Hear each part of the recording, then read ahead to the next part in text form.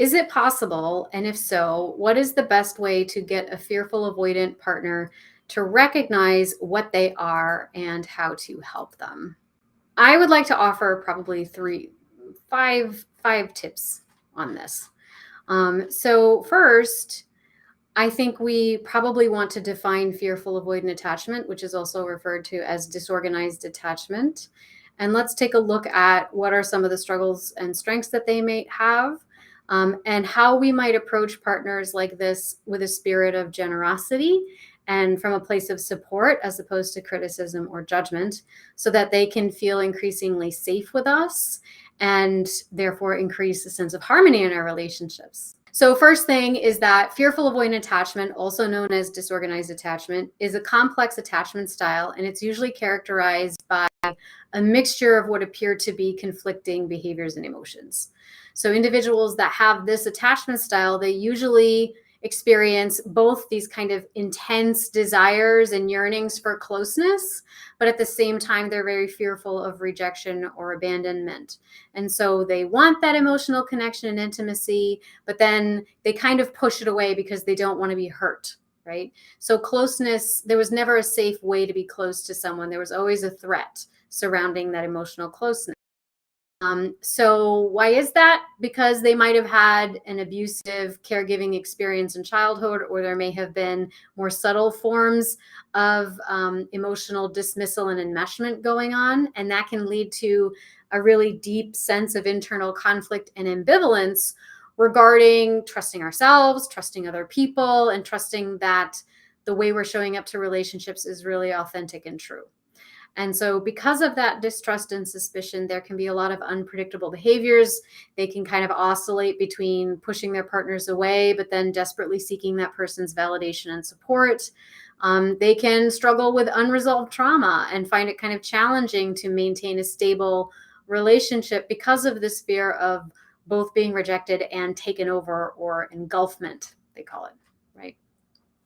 But these folks also have tremendous strengths. And I want to make sure that we are emphasizing that, because it is these strengths that we are going to draw upon to help us reorient our attachment security to what I like to call soul-centered security. And this is reorienting your attachment security to your own eternal spirit, to the essence of your higher self and higher knowing, so that you're not feeling pushed around by your circumstances or even by the attachment styles of your partners. Okay. Sure, it can affect you and it has an influence, but you don't feel so totally ripped off your center. Okay. And so due to the higher levels of conflict, or what I like to call contrast, in the romantic experiences of our spice of lifers, I call fearfully avoidant folks spice of lifers, I consider them to be individuals that have a great calling. With great contrast comes great calling. And a great calling for spiritual expansion. And so in order to accept this calling, we have to start with a practice of self-compassion and establish supportive non-romantic relationships, which are less threatening, so that we can support them both in and outside of relationships, whether that is romantic or otherwise, right? They usually need to have a sort of less charged experience in relationship to other before they can take that healthy blueprint and bring it into the more highly charged romantic experience. Okay. And when we can accomplish this, then there's less hypersensitivity to the internal critic. We're not so sensitive to other people's expectations or their approval, right? There's also an increased sense of self-trust and confidence, and we have the ability to relax while we're practicing emotional stability in relationships, right? Just being able to relax. It's a big deal. And so when we can finally accomplish that, then what happens is let's say our struggles can become our strengths. So for example, feeling more hypervigilant becomes charming, because it's likely that in childhood, the hypervigilant state made us very aware of what people wanted and needed and how they were feeling, and they didn't even have to say anything, right? And so as we become increasingly secure, that skill, that hypervigilance, becomes something that informs your charm, knowing how to meet people's needs rather effectively, right? Feeling tongue-tied morphs into a wonderful sense of creativity, right? So for folks that are fearfully avoidant or disorganized, words are usually pretty tough because it's kind of hard to put the chaos into words, right? The internal chaos into words. So what happens is we build other skills, other creative nonverbal skills, and learn how to express ourselves in ways that are beautiful, that are breathtaking, and that are outside of the box, right? So instead of being tongue-tied, now we are creative. We express ourselves creatively. Being kind of adversarial and on the defense can evolve into a wonderful sense of advocacy, right? So having often felt like you were at a disadvantage, that can make you a fierce advocate and a defender of the underdog.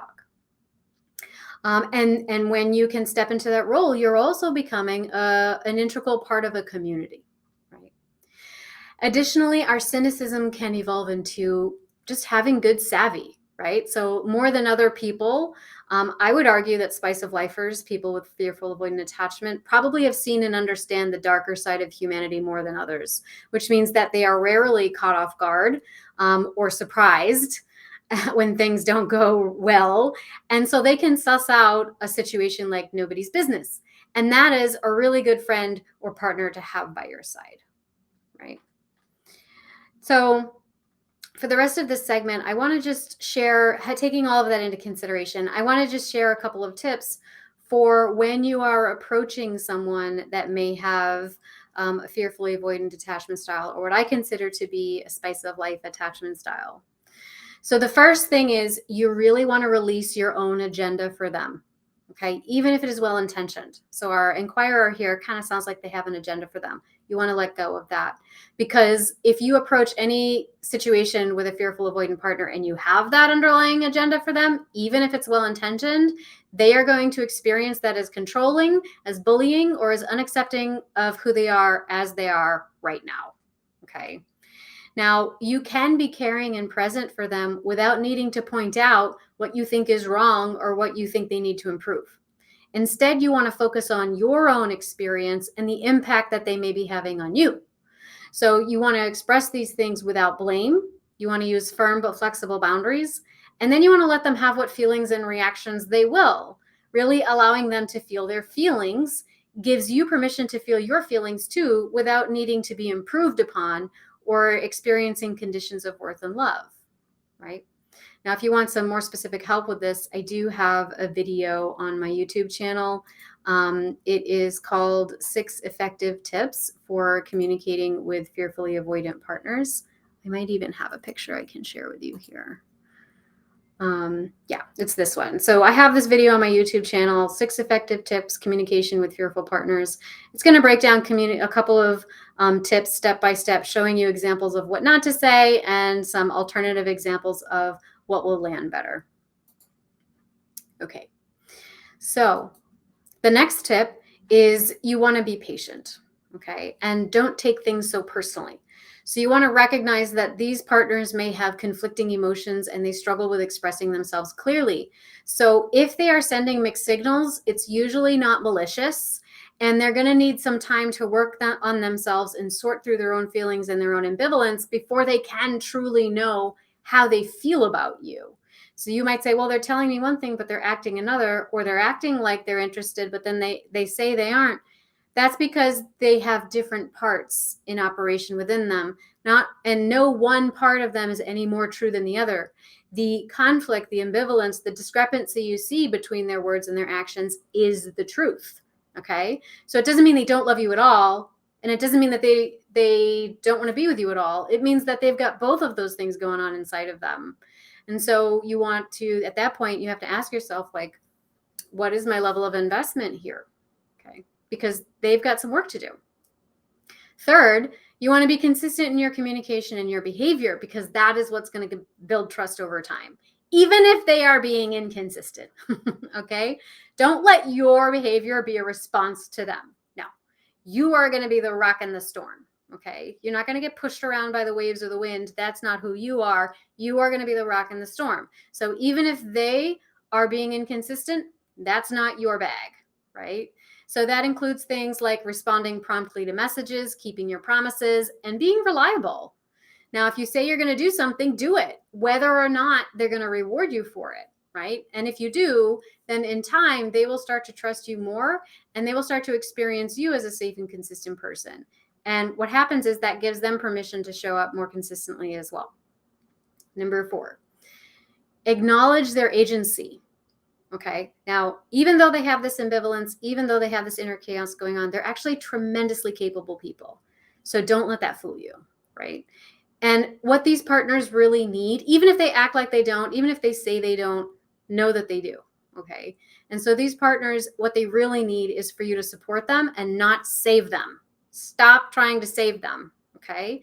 Instead of saying, let me do this for you, or let me help you, get help, which is kind of what our inquirer is saying, which if it's unsolicited, that's going to feel disempowering to them, right? So instead of saying those things, you can say something like, oof, that is pretty awful. Let's punch pillows and howl at the moon, right? But how can I be present with you in that experience without trying to move you away from or out of that experience? Because I can take it, right? Because I'm the rock in the storm, right? The last thing I would offer is when you are communicating with these folks, you want to express appreciation and gratitude for them. So fearfully avoidant individuals, they can sometimes struggle with self-worth and doubt. They doubt whether they are lovable, or they may doubt that they are even deserving of love. And so showing appreciation and gratitude for their presence and their contributions to your life can help build their self-esteem and also strengthen that bond between you. So you can say things like, I really appreciate how understanding and patient you are with me. That means a lot. Or thank you for being here for me, even though I'm going through a hard time. Now, notice when you are expressing gratitude and appreciation, be super zoomed in and specific on what they are doing that you appreciate. I would highly recommend against using big, romantic, fluffy kind of language. Oh, I just love you for being you. You're immediately going to be suspect, because that is a vague statement. It sounds like you're in love with being in love, and you don't really see them for who they are or what they're actually doing. Now, I'm not saying that's true, but if you express yourself that way, they're immediately going to be suspicious of you, and they're not going to believe a thing that comes out of your mouth. So don't be fluffy, okay? Be very specific and notice the little things. Okay, and realize that you can say I love you in 1,000 other ways than actually saying that 4-letter word. And I would recommend with disorganized or fearfully avoidant individuals, find those other ways and let them be the one to say the 4-letter word first. Okay, and even if they say it, don't take it at face value. Wait for them to act on it. Okay. So I just, in conclusion, just to put some final thoughts to this. Navigating a relationship with someone who's a spice of lifer or someone that has fearfully avoidant attachment style, it can be challenging, but it can also be really exciting and rewarding, okay?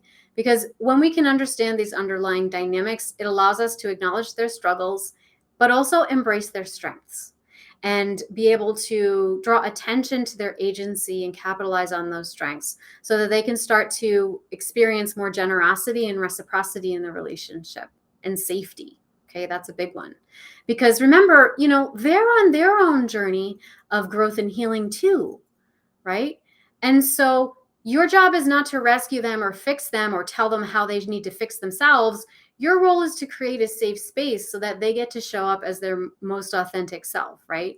Because once you start creating that safe space, guess what? Now you get to show up as your most authentic self. Okay. And so on that journey, we want to embrace patience, empathy, and open communication. We want to release our own agenda and focus on our own experiences while expressing our needs and our boundaries, right? Being empathic towards someone doesn't mean that you abandon your boundaries, right? That you give up what you need and want because it's not what they need and want. That's a totally different thing, right? So you want to be, again, consistent, reliable, and trustworthy so that you're building that sense of safety over time. And that includes acknowledging their agency, supporting them without trying to fix them, and showing appreciation and gratitude for their presence in your life, focusing on the things that they have specifically said and done, reminding them that they are valued and they are deserving of your love. Okay. So with that, I hope that helps answer that question a little bit. Also, remember to subscribe and ring the bell for notifications. I put out videos once a week and I wouldn't want you to miss out.